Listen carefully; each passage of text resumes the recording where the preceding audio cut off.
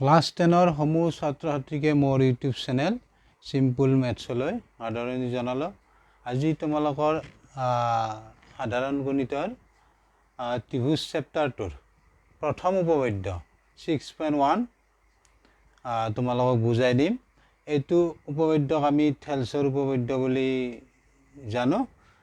উপপাদ্যটোত আছে, যদি এডাল ৰেখা কোনো এটা ত্ৰিভুজৰ এটা বাহুৰ সমান্তৰালকৈ টনা হয় আৰু ৰেখাডালে আন দুটা বাহুক দুটা নিৰ্দিষ্ট বিন্দুত ছেদ কৰে, তেন্তে সেই বাহু দুটা একে অনুপাতত বিভক্ত হয়। এইটো হ'ল উপপাদ্যটো। আমি উপপাদ্যটো প্ৰমাণ কৰিব লাগে। তোমালোকক একেবাৰে সহজ পদ্ধতিৰে মই বুজাই দিছোঁ। ফাৰ্ষ্ট আমি ধৰি লওঁ, ধৰা হ'ল এ বি চিৰ বি চি বাহুৰ সমান্তৰালকৈ টনা ৰেখাডালে আন দুটা বাহু এ বি আৰু এ চিক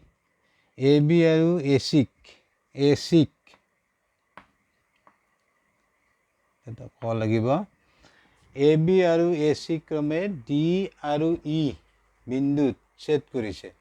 এতিয়া প্ৰমাণ কৰিব লাগে যে A D by D B সমান A E by E C.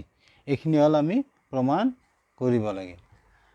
ইয়াতে অংকন থাকিব, বি বি ই আৰু চি ডি সংযোগ কৰা হ'ল, আৰু ডি এম পাৰপেণ্ডিকুলাৰ এ চি, ডি এম পাৰপেণ্ডিকুলাৰ এ চি, তাৰপিছত E N perpendicular A B টনা হ'ল।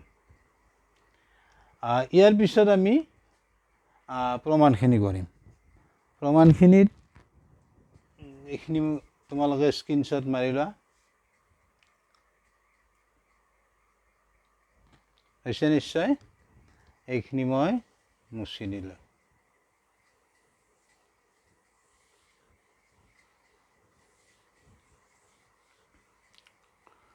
প্ৰমাণখিনি কৰাৰ আগতেই তোমালোকক এটা কথা মই বুজাই দিওঁ।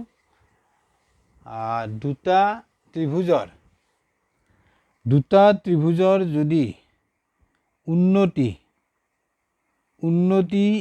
একে হয়, ইয়াতে দুটা ত্ৰিভুজ আছে, বি ডি ই, আৰু এটা আছে আমাৰ এ ডি ই। এই দুটা ত্ৰিভুজৰ দুটা ত্ৰিভুজৰে উন্নতি হৈছে এইটো। উন্নতি যদি ই এন হয়, তেতিয়া ভূমি হ'ব কি এ ডি ইৰ ভূমি হ'ব এ ডি। তাৰপিছত বি ডি ই, এই ত্ৰিভুজটোৰ ভূমি হ'ব ডি বি, উন্নতি হ'ব এইডাল এন ই বা ই এন। তেতিয়া দুটা ত্ৰিভুজৰ যদি উন্নতি একে হয়, তেতিয়া সেই ত্ৰিভুজ দুটাৰ কালিৰ অনুপাত ভূমিৰ অনুপাতৰ সমান হ'ব। অৰ্থাৎ ভূমি এ ডি ইৰ এইটো এ ডি, তাৰপিছত বি ডি ই, এই ত্ৰিভুজটোৰ ভূমি হ'ব ডি বি।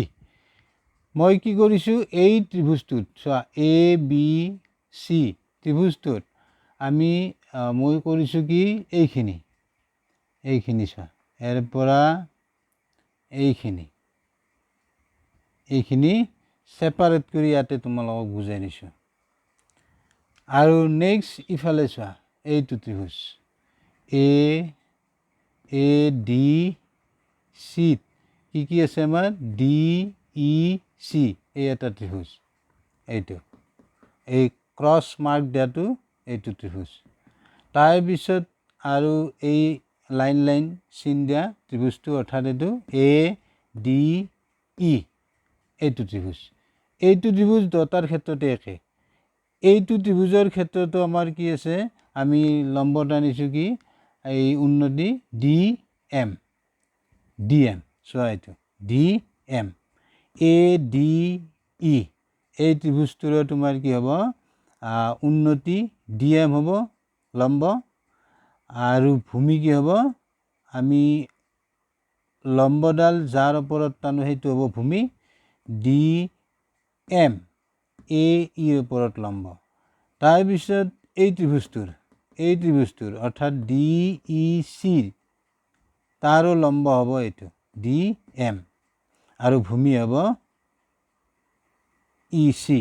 তেতিয়াহ'লে দুটা ত্ৰিভুজৰ যদি কি হয় উন্নতি বা লম্বডাল একে হয় তেতিয়া সিহঁতৰ কালিৰ অনুপাত কি হ'ব ভূমিৰ অনুপাতৰ সমান। অৰ্থাৎ কি হ'ব এ ই আৰু ই চি এই দুটা হ'ব। এতিয়া এই দুটা আমি সমান কৰিব পাৰিলে আমাৰ প্ৰমাণ শেষ। এতিয়া আমি প্ৰমাণটো আৰম্ভ কৰোঁ। এইখিনি তোমালোকক ছেপাৰেটকৈ বুজাই দিলোঁ। ইয়াৰ পৰা আমি উলিয়াই ত্ৰিভুজ দুটা, এইটো ত্ৰিভুজ, এই গোটেইখিনি ত্ৰিভুজ ইয়াতে আছে, এইটো এ বি ই, এইটো এ বি ই আৰু এইটো মই ছেপাৰেট কৰি ইয়াৰ পৰা ওলাই দেখাই দিছোঁ এ ডি চি। ইয়াত দুটা ত্ৰিভুজ আছে এ ডি ই আৰু এটা আছে ডি ই চি। ইয়াতো এটি কমন আছে এ ডি ই কমন, এইটো কমন, খালি এইটো বেলেগ। এইটো বি ডি ই ইয়াত আছে ডি ই চি, এতিয়া আছে বি ডি ই, এতিয়া আছে ডি ই চি। এতিয়া আমি প্ৰমাণটো যাওঁ এতিয়া। আৰু তোমালোকৰ ত্ৰিভুজৰ কালি জানাই, ত্ৰিভুজৰ কালি কি আছিলে হাফ ইনটু ভূমি পূৰণ উন্নতি। এইটো আছিল আমাৰ ত্ৰিভুজৰ কালি। ঠিক আছে, এতিয়া আমি আগবাঢ়ো। ফাৰ্ষ্ট এতিয়া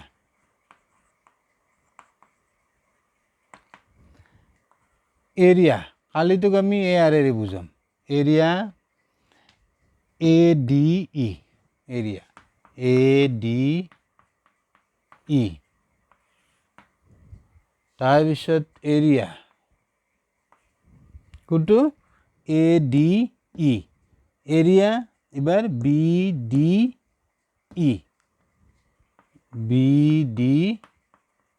ই, চোৱা এই দুটা ত্ৰিভুজৰে তোমাৰ কি আছে উন্নতি ই এন, দুয়োৰে উন্নতি একে আৰু উন্নতি আমি যাৰ ওপৰত টানিম সেইডাল হ'ব ভূমি।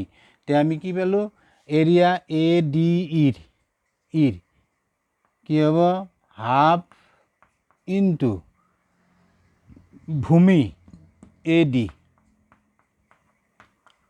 ইনটু উন্নতি E N. Next half into কি হ'ব আমি এবাৰ এইটোক আহিছোঁ বি ডি ই, ইয়াৰ ভূমি এইটো, ভূমি এইটো হ'ব ডি বি উন্নতি ই এন। ইয়াৰ পৰা কি কি কেঞ্চেল হ'ব half cancel, E N cancel. অলপ আগতে তোমাক কৈছোঁ যে দুটা ত্ৰিভুজৰ যদি উন্নতি একে হয় তেতিয়া সিহঁতৰ কালিৰ অনুপাত কি হ'ব ভূমিৰ অনুপাতৰ সমান। তেতিয়া half cancel, E N cancel, থাকিব এ ডি বি। এইটো নাম্বাৰিং কৰি থবা 1, এইটো আমি 1 বুলি নাম্বাৰ কৰিলোঁ 1। এইখিনি বুজি পালা নিশ্চয়, এইখিনি লিখি লোৱা।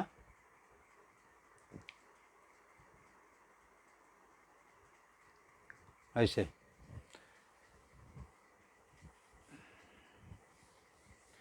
এতিয়া আমি এইফালৰ কামটো কৰিলোঁ, এইখিনি আমাৰ হ'ল ইয়াৰ পৰা একেলৈকে এইখিনি হ'ল আমি পালোঁ। এইবাৰ আমি এইফালে যাম, এইটো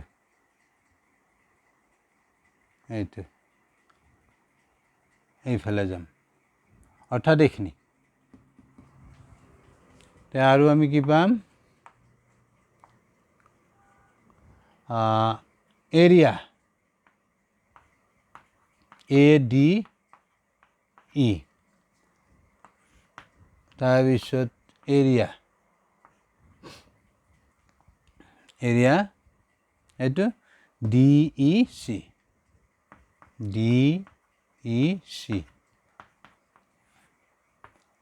half into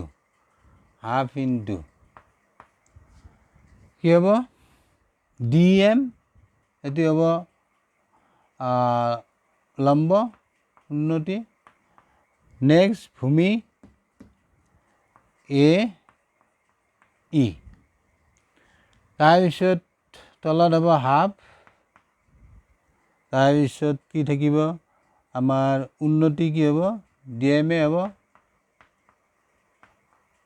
ভূমি EN চোৱা ভূমি EC ঠিক আছে EC এইটো আমি এইখিনি ইয়াতে দুটা ত্ৰিভুজ আছে এটা আছে ADE আৰু এটা আছে DEC টেন পালোঁ ইয়াৰ পৰা কি কটা যাব আমাৰ DM কেনচেল হ'ব হাফ কেনচেল হ'ব কি থাকিব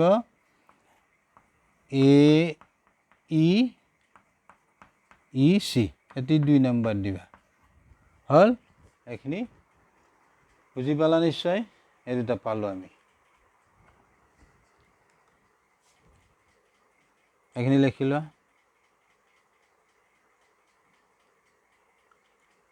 হৈছে নিশ্চয়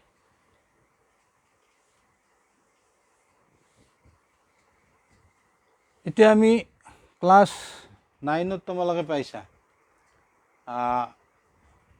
একে ভূমি এইটো চোৱা একে ভূমি DE আৰু একে দুই সমান্তৰাল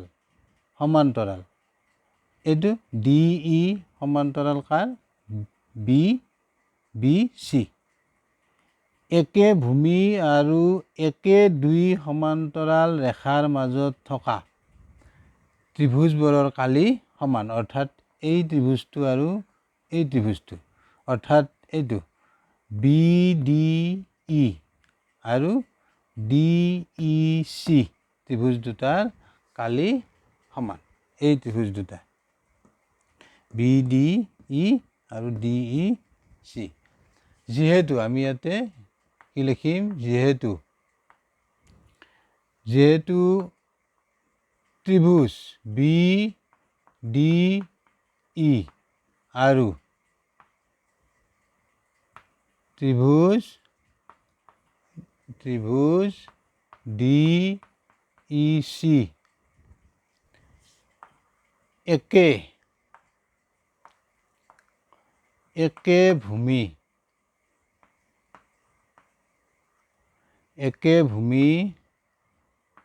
DE আৰু একে ভূমি DEৰ ওপৰত আছে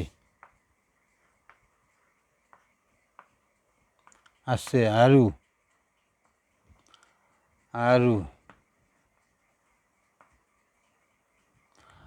কি আৰু একে দুই সমান্তৰাল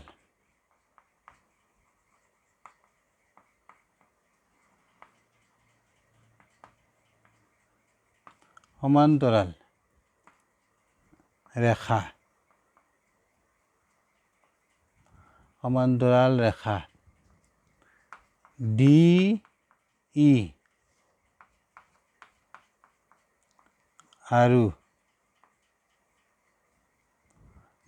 আৰু BCৰ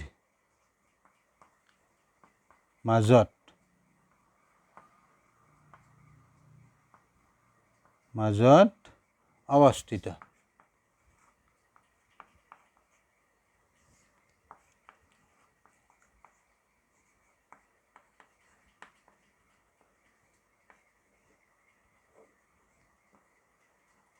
অৱস্থিত। এতেকে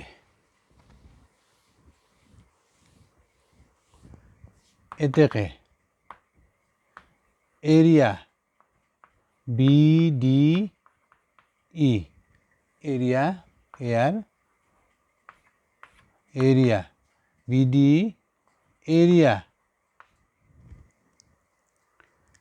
এৰিয়া DEC এৰিয়া BDE আৰু এৰিয়া DEC এৰিয়া দুটা কি হ'ব সমান হ'ব কি কন্ডিশনত এইটো কন্ডিশন যেহেতু ত্ৰিভুজ BDE আৰু ত্ৰিভুজ DEC একে ভূমি DE আৰু একে ভূমি DEৰ ওপৰত আছে আৰু একে দুই সমান্তৰাল ৰেখা DE আৰু BCৰ মাজত অৱস্থিত সেইভাবে এই দুটা ত্ৰিভুজৰ কালি কি হ'ব সমান হ'ব এটি 3 নম্বৰ এটো 3 নম্বৰ 3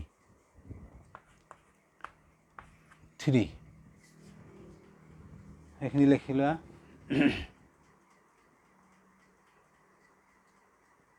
হৈছে নিশ্চয়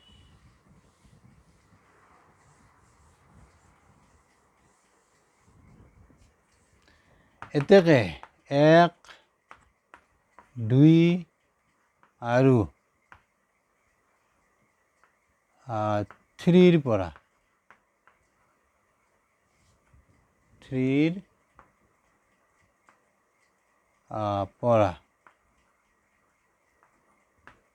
পাও 1, 2 আৰু 3 পৰা আমি কি পাম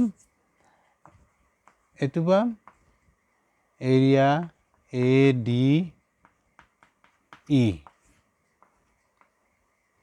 area BDE equal area ADE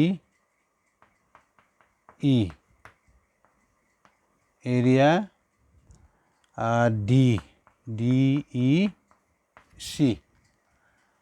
সমান হ'ব কাৰণ এইটো একে আছে চোৱা এৰিয়া ADE এই ত্ৰিভুজটোৰ তুমি লম্ব যেনেকৈ নাকক কিয় যেহেতু ত্ৰিভুজ একেটাই তাৰ কালি একে থাকিব আৰু এই দুটা আমি পালো সমান একে ভূমি আৰু একে দুই সমান্তৰাল ৰেখাৰ মাজত থকা ত্ৰিভুজৰ কালি সমান গতিকে এইখিনি আৰু এইখিনি সমান হ'ব তে এইখিনি মানে আমি কি পাইছিলো ইয়াৰ পৰা এইখিনি মানে আমি পাইছো AD by DB আৰু এইখিনিৰ পৰা আমি পাইছো অনুপাতটো কি পাইছো AE by EC তে আমাৰ প্ৰমাণিত হল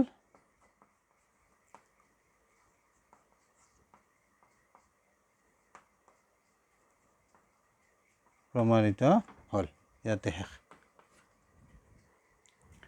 তে উপপাদ্যটো বুজি পালানে নাই মোক কমেন্টত জনাবা আৰু ভিডিওটো সাবস্ক্ৰাইব কৰিবা লাইক কৰিবা শ্বেয়াৰ কৰিবা থ্যাংক ইউ বাই বাই